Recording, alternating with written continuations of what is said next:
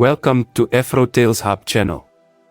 Prince Ukendu, filled with anticipation, had eagerly paid a substantial bribe to the high priest, expecting that it would secure his success in lifting the revered ancestral staff.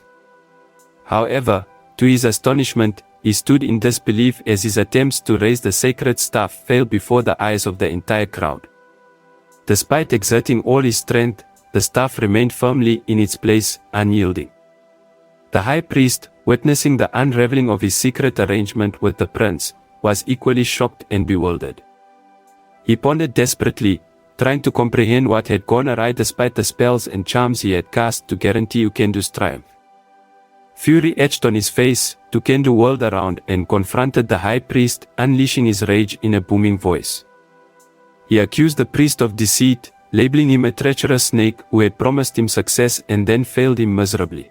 The high priest cowered, fearing both Ukendu's wrath and the exposure of his corrupt actions. Thinking swiftly, he raised a placating hand and implored the prince to remain calm, suggesting that there might have been an error in the preparations. He requested a moment to investigate the possible mistake. Amidst the crowd, Chief USO observed the confrontation with a knowing smile, sensing the workings of destiny finally unfolding as they were meant to. Ukendu had attempted to subvert the will of the ancestors through dishonest means, and now he was facing the consequences of his arrogance. As the disgraced prince and high priest struggled to regain their composure, Chief USO stepped forward and addressed Ukendu in a composed voice. He acknowledged Ukendu's honorable but unsuccessful attempt and declared that it was time for him to step aside, allowing the next participant, Adanne, to take his turn. Adanne, still in a state of disbelief at being the final person called, stood frozen. Realizing the inevitable truth, the high priest's mouth went dry. If Adanne succeeded where Ukendu had failed, there would be no way to justify his deceitful actions. Visions of severe punishment flashed through his mind, causing his stomach to churn. However, the high priest recognized that he had no choice but to allow the proceedings to continue according to protocol. Swallowing hard, he managed to offer a slight nod to Prince Ukendu, silently acknowledging that the healer should step aside for the final testing to commence. Ukendu opened his mouth, ready to protest with his eyes filled with outrage, but a stern look from Chief USO silenced any potential outburst. Resigned and defeated, he slumped his shoulders in bitter acceptance and moved aside, casting resentful glares at the high priest as he passed. The way forward was clear, although neither man desired to embrace the path that lay ahead. As the truth unfolded, Adanne felt rooted to the spot, his heart pounding in his chest.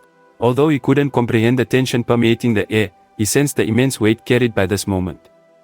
Ukendu stepped aside, leaving Adanne alone before the multitude. Finally, the high priest uttered the words he had dreaded, his voice cracking momentarily before regaining its authority. "You," he began, "are the last person to be tested today. Step forward and attempt to lift the ancient staff before you. If you succeed where all others have failed, you will be declared the true heir to the throne." Adanne's breath caught in his throat as the profound significance of those words washed over him. Slowly, he turned to look at his father, his eyes filled with unspoken questions. Chief USO's face remained serene, tinged with pride. With an almost imperceptible nod, he instilled his son with the courage to proceed.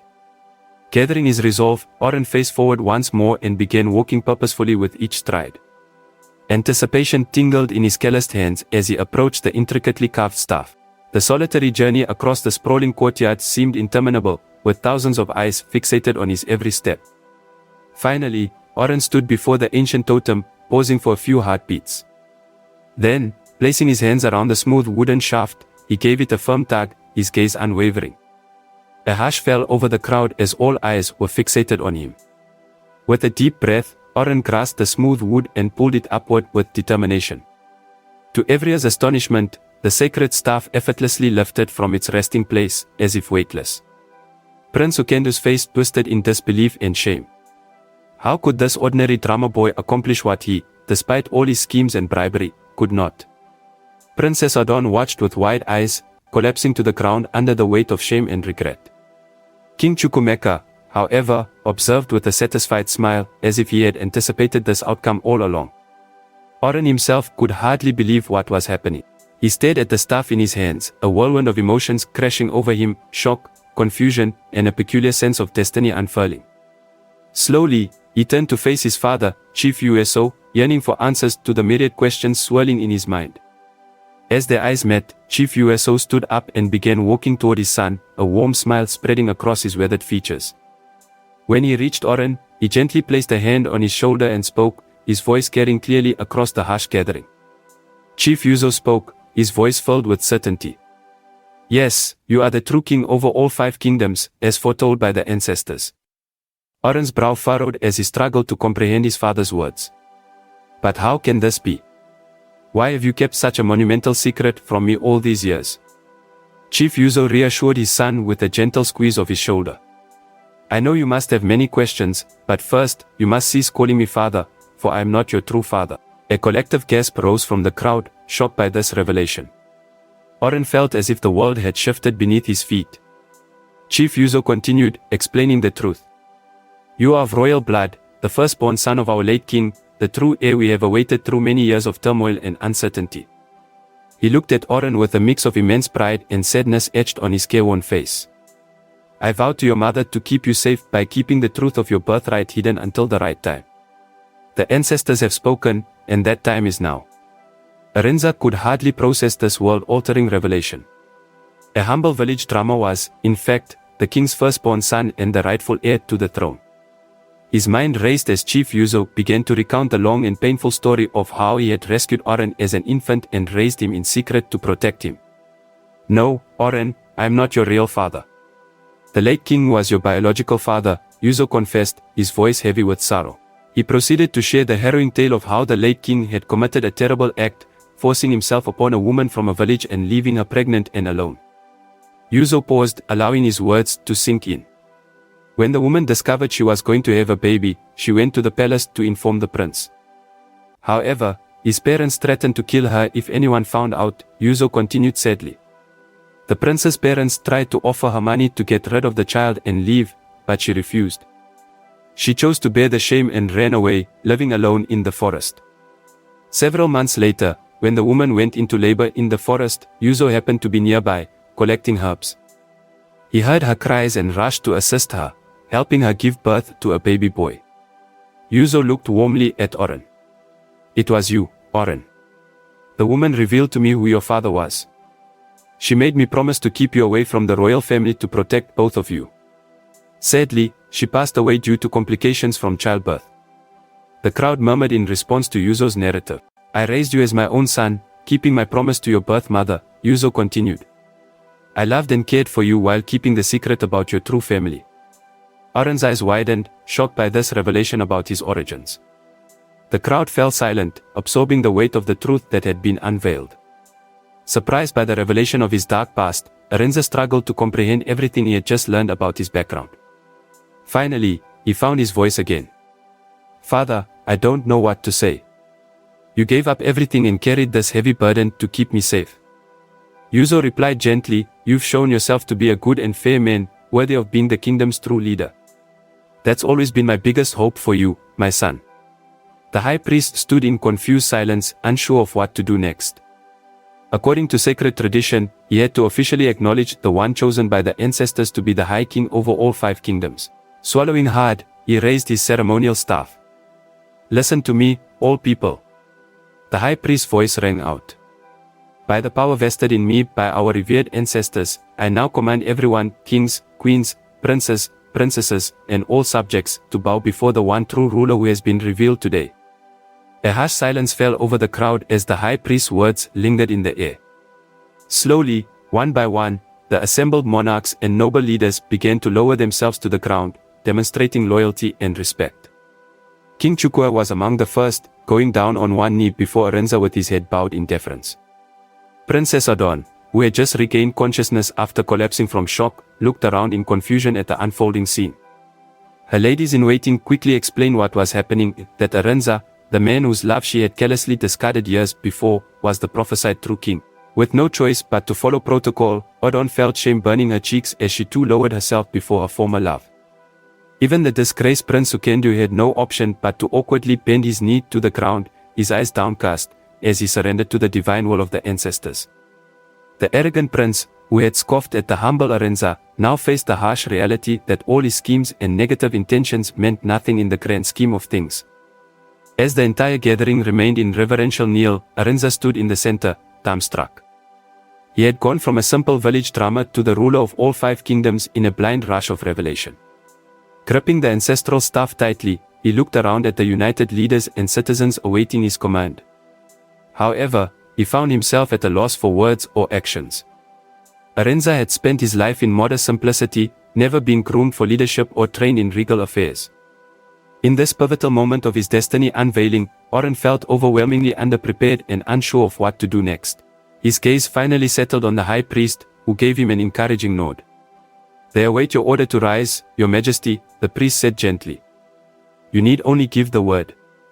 Adanne managed to find his voice amidst the swirling chaos of his emotions. "Yes, yes, you may please stand," he called out, the words feeling clumsy on his tongue. As one, the crowd rose back to their feet, but their eyes now held a level of awe and reverence that had not been present before. Arenza was keenly aware of the newfound weight of his every move, every utterance taking on cosmic significance. As everyone stood up after bowing to Adanne, Prince Ukendu could no longer contain his anger and humiliation. He abruptly turned and stormed away from the coronation event, heading straight for the high priest's residence. Ukendu was determined to make the deceitful holy men answer for his failure to uphold their corrupt bargain. Meanwhile, after the shocking revelation, Adanne found himself overwhelmed with emotion. He tightly embraced Chief Yuzo, the man who had raised him as his own son, despite the secret of his true parentage. The high priest stepped forward again, letting his ceremonial staff slam against the ground to regain everyone's attention. In a booming voice meant to carry to every ear, he made a proclamation. "Hear me, people of the 5 kingdoms. Let it be known from this day forth that Arenza is the one true High King, chosen by divine right to rule over all lands and their sovereign leaders." He turned to face the newly crowned Arenza. "According to sacred tradition, you must now undergo 3 full cycles of the market days while partaking in ritual purification offerings to the ancestors and receiving formal blessings to prepare your spirit for the immense duties ahead." The high priest looked at Adanne with a mixture of reverence and understanding. He knew this was an overwhelming transition from humble villager to supreme ruler. "Until that time, you shall reside within the royal palace quarters befitting your newfound station. A full contingent of the kingdom's most elite guardsmen will be at your service as well." Adanne's head swam from the rapid changes being set into motion. He looked at Chief Yuzo, who had been more of a father to him than he could have ever imagined. As Arenza realized the prospect of being separated from his soul forefather, a flicker of fear washed over him. However, the wise healer simply smiled and gave a slight nod, silently assuring Arenza that this was all part of the destiny preordained long ago. Forcing his voice to remain steady, despite his inner turbulence, Arenza politely declined the high priest's offer. "With respect, I wish to remain with Chief Yuzo, my father, for the time being while these events take shape.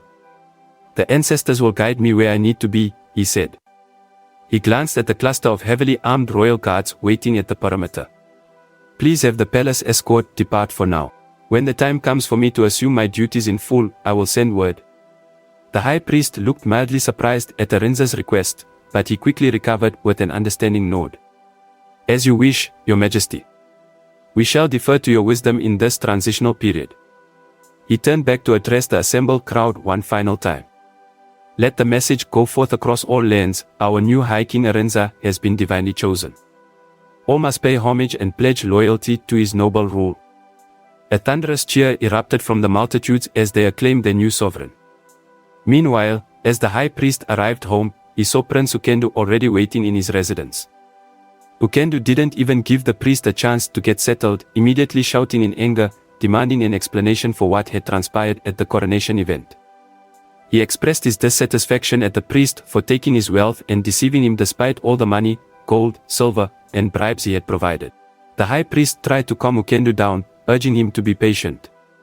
"There must have been a mistake somewhere, but there is another way we can eliminate Arenza before his coronation day," he suggested.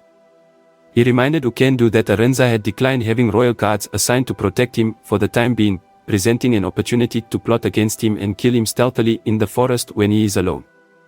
Upon hearing this plan, Ukendu felt relieved and regained his composure. Together, The high priest and the disgraced prince began plotting how to secretly murder Arinza before he could officially be crowned the High King over all 5 kingdoms.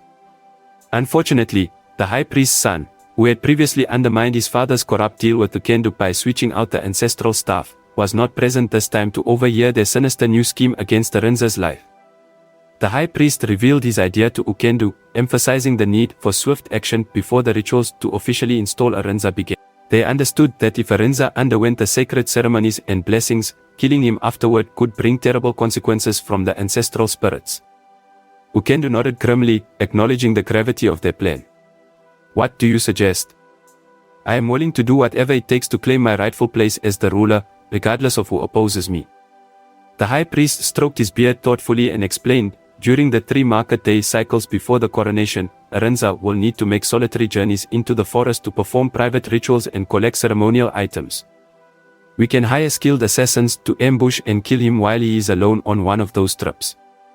A cruel smile appeared on Ukendu's face as he entertained the idea. "Yes, that could work perfectly. He will be defenseless without any guards.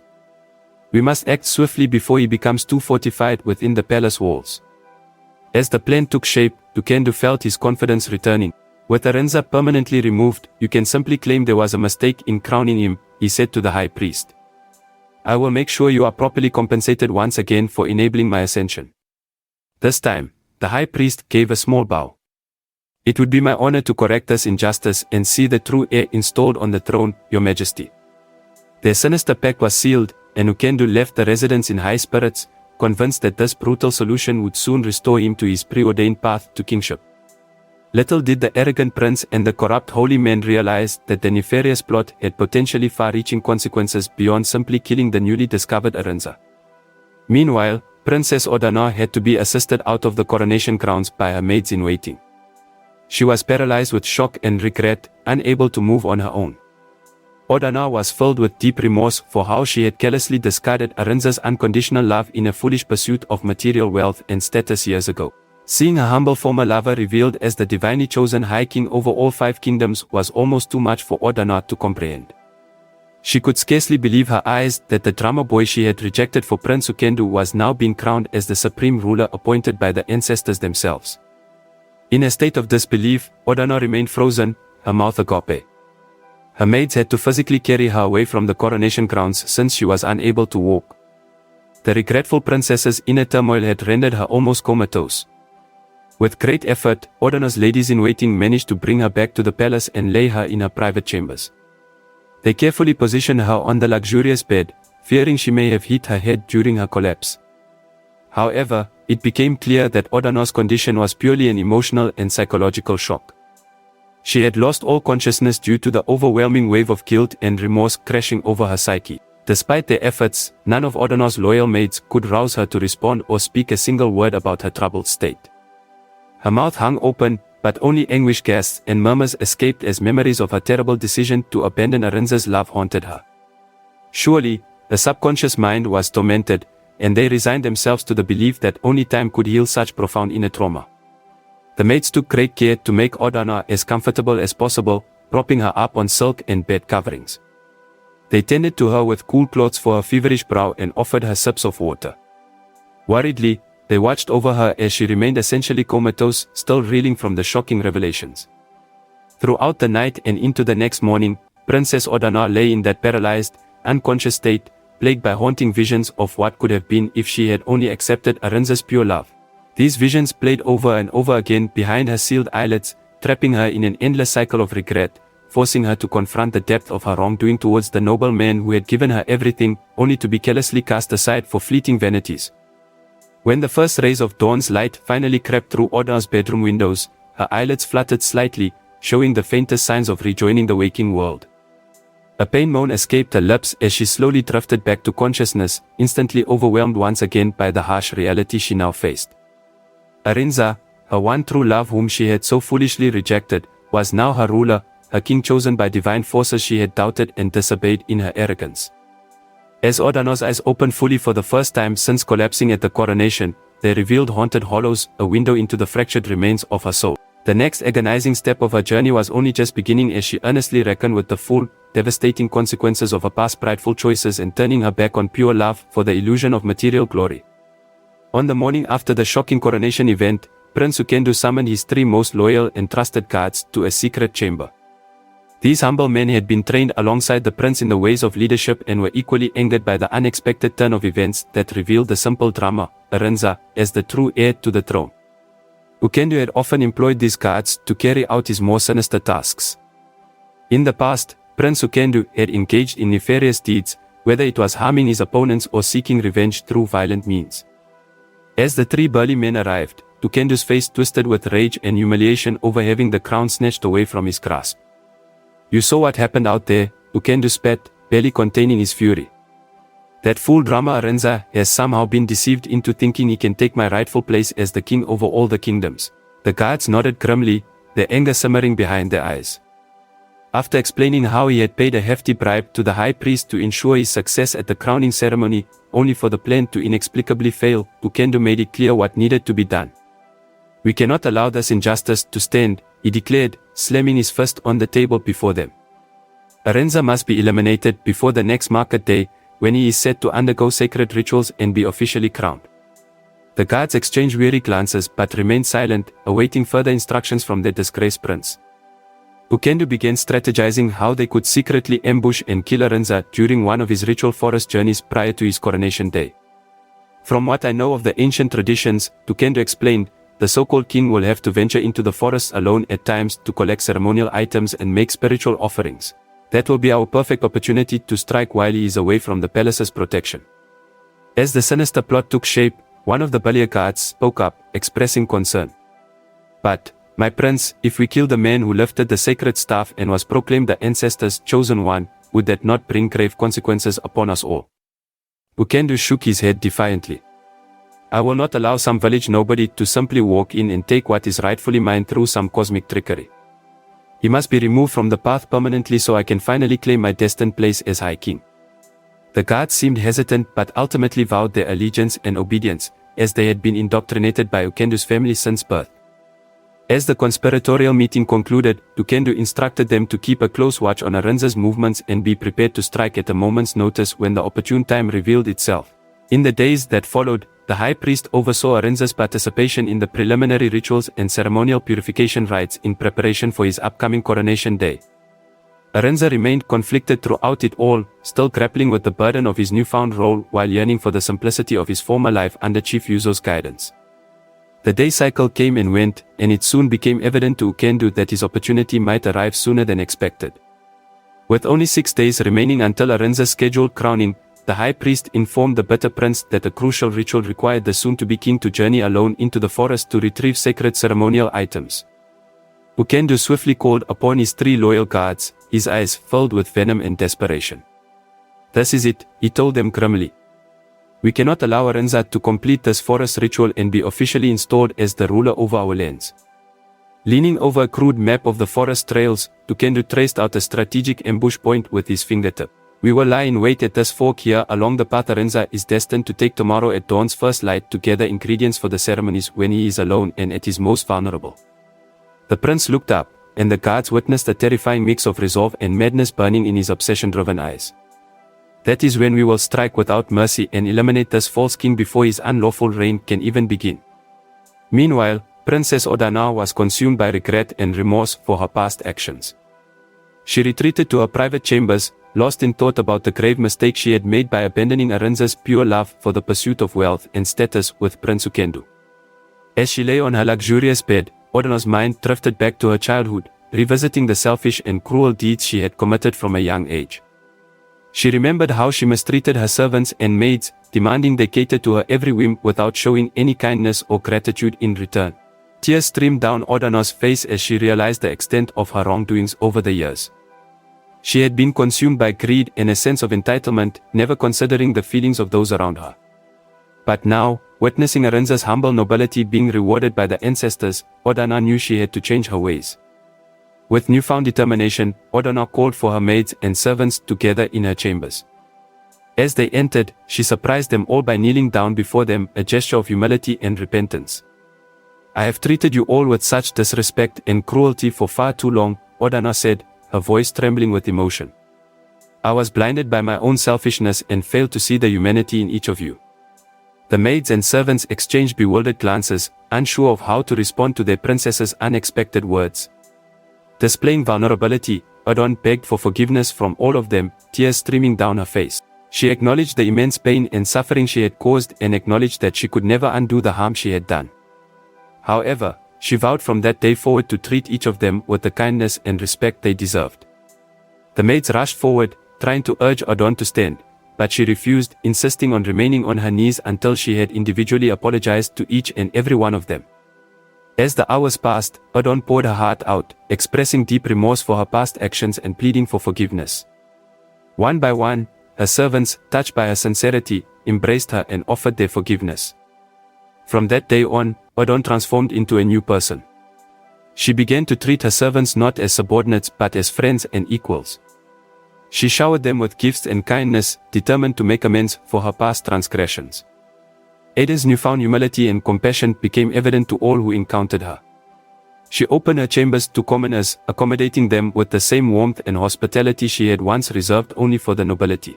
As word of Adanne's transformation spread throughout the kingdom, people marveled at the change in her. She had gone from a selfish and entitled princess to a woman who embodied true nobility of spirit. Adanne's journey of self-reflection and redemption had just begun, but she was determined to make amends for her past mistakes and live her life in a way that honored the lessons Adanne had taught her through his unwavering love and humility. The afternoon following her heartfelt apologies to her servants, Princess Adanne embarked on a journey to her father's lands, determined to seek forgiveness from him as well. She knew that her actions had deeply disappointed King Chukwu, who had warned her against marrying Prince Ukendu solely for wealth and status. As Adanne approached the palace gates, she gathered the courage to face her father's wrath. She summoned all the guards, servants, and maids who had once served her before her marriage to Ukendu. Without hesitation, Adanne knelt before them, a gesture of humility and remorse. "I have wronged each and every one of you," she said, her voice trembling with emotion. "I treated you with disrespect and cruelty, blinded by my own selfish desires. I beg for your forgiveness and understanding." The guards and servants exchanged bewildered glances, unaccustomed to seeing the princess in such a vulnerable state. They had witnessed her arrogance and entitlement firsthand, and her sudden change of heart left them stunned. From afar, King Chukwu spotted the commotion and came to investigate. He was searching for his guards and servants, unaware that they had gathered at Adanne's request. As he approached, he saw his daughter, once a proud and entitled princess, kneeling before her former subjects, reduced to a state of humility. Moved by the sight, King Chukwu stepped forward, his heart softening towards his daughter. He had once been furious with her for disobeying his advice and marrying Ukendu, but now he saw a woman who had learned from her mistakes and was truly remorseful. Without hesitation, the king embraced his daughter, tears welling in his eyes. Adanne, overcome with emotion, voiced her sincere apologies. "Father, I am sorry for everything. I disobeyed you and followed a selfish path driven by greed and a desire for status. I have learned from my mistakes, and I vow to live a better life, one guided by humility and kindness." The next morning, the day set for Adanne to embark on his journey to the forest to gather the final items for the cleansing ritual. The high priest arrived at Adanne's home, accompanied by Chief Yuzo. The high priest came to fortify Adanne and send him off on his important mission.